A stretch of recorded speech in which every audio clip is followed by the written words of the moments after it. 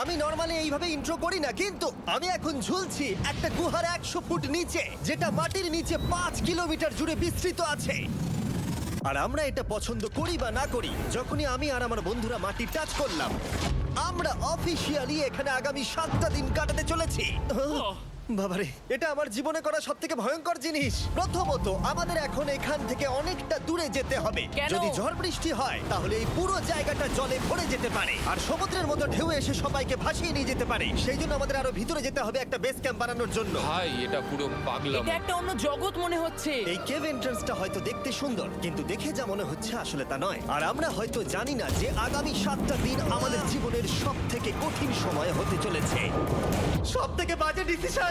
ঠিক আছে, আর কিছুক্ষণের মধ্যেই অন্ধকার হতে চলেছে। ক্যাম্প না করলে আমরা বিপদে পড়বো। আমরা কোথায় যাচ্ছি সেটা কি বলবে? আমাদের ক্যাম্প সেটআপের জন্য একটা ফ্ল্যাট গ্রাউন্ড খুঁজতেই হবে।